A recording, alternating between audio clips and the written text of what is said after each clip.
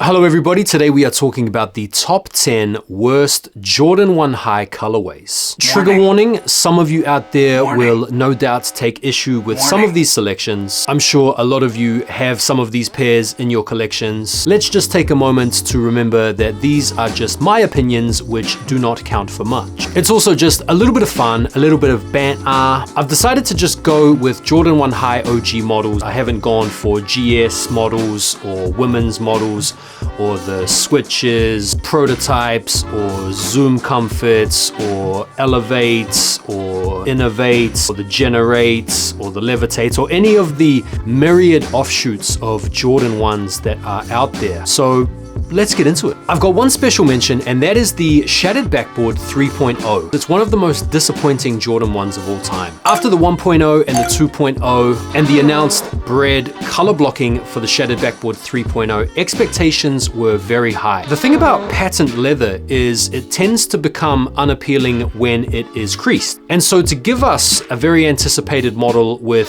pre-creased patent leather felt like a bit of a white glove slap in the face. You know it's bad when the best thing about the shoe is customizing it to look completely unoriginal. And so the Shattered Backboards deserve a mention in this list, not for the bad color blocking necessarily, but more for being the most disappointing Jordan 1 I can remember in recent memory. Let me know what you think about that. Coming in at number 10, we have the Jordan 1 High Zoom Crater. The thing about the shoe is it's all about minimizing waste and being environmentally friendly. You know, they would have saved a whole load of waste had they just never produced these. Coming in at number 9, we have the Gold Metallics. For some reason, whenever I see these, I just can't help think of Doc Martens. At number 8, I'm going to go with the Defiance Court.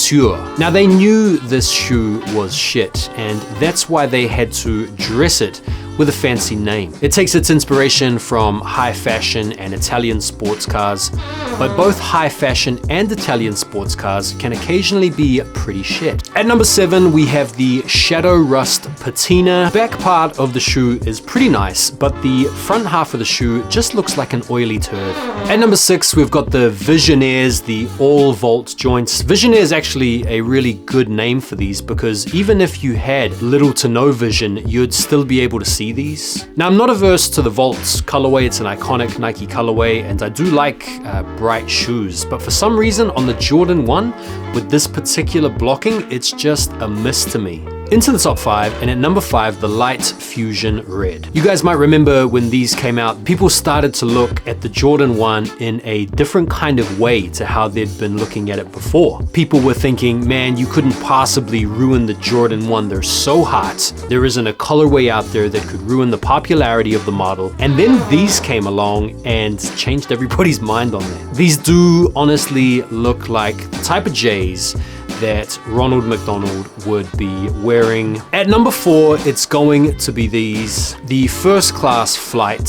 For me, it's just this stupid barcode. It's a pretty small hang up to have, granted, but it just ruins the entire shoe for me. Coming in at number 3, it is the entire Gatorade series. I've decided to use the blue color for reference. Every single one of these colorways makes me want to vomit a little, which is ironic because usually Gatorade is the type of thing that you drink when you are hungover to prevent you from vomiting. At number 2, it's going to be the Dave Whites. I kind of feel like when Nike gave Dave White the brief for these, they said to Dave, hey bro, can you make something that is low-key, something understated, stealth? And he just basically misheard and did the exact opposite. They're just a little bit too chaotic. They're a little bit like if you gave someone some design instructions over the phone while you were distracted doing something else. No offense to Dave White or anybody that has or loves this pair, they're just way too hectic for me. As hectic as those were, these are worse. Your number 1 worst Jordan 1 of all time are these, the J Balvins. Now, I'm sure a lot of you out there love this shoe, and